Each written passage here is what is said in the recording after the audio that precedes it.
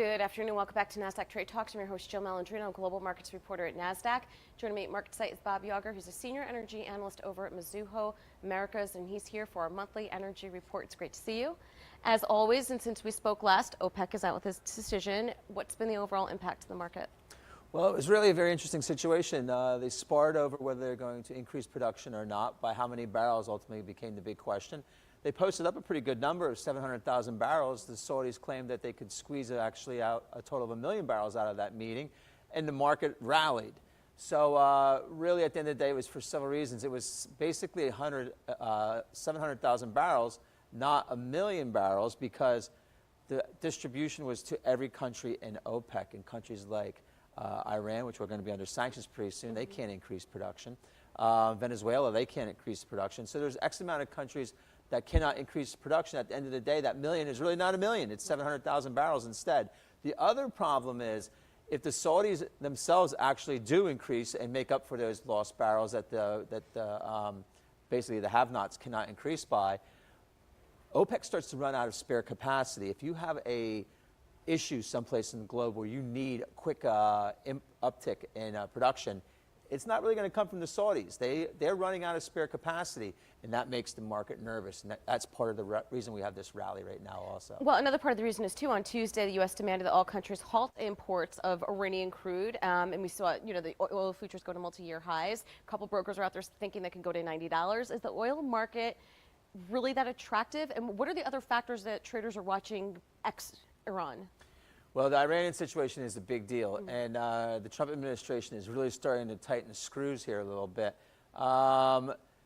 It's getting hot. It was something that would probably, I think the market originally thought, take some time, maybe to the end of the year. Now President Trump's putting a November 4th date on it. So it's really getting, it's tightening the market. Supply is getting tight. Then on top of that, from out of nowhere, there's a situation that developed in Canada.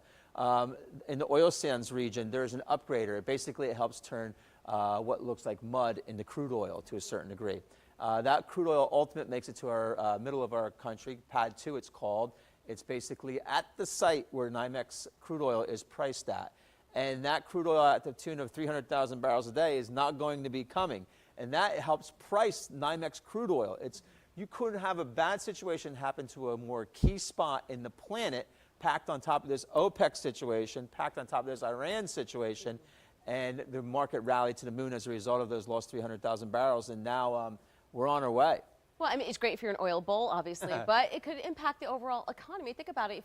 Are we conditioned to paying $3 to $4 per barrel? The more expensive gas gets, the more expensive it gets at the pump, and that's less consumer spending money.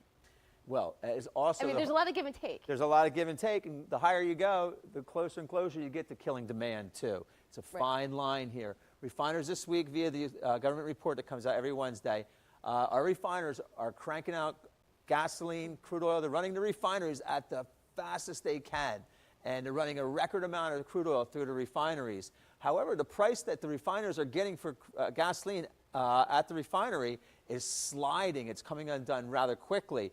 At some point, it doesn't make sense to really run that crude oil for the refiners to pay a lot for the crude oil to not get a lot for the gasoline. At the pump, my opinion is basically somewhere between $3 and $3.50, so take the midpoint, $3.25, is where it starts to kill demand a little bit. And at that point, somebody's going to drive to the beach in South Carolina. I'm from New Jersey. You're going to drive to South Carolina for vacation this summer against $4, let's call it against $3.26. You start thinking, you know what? Maybe I'm just going to go to Asbury Park for a week, do a staycation.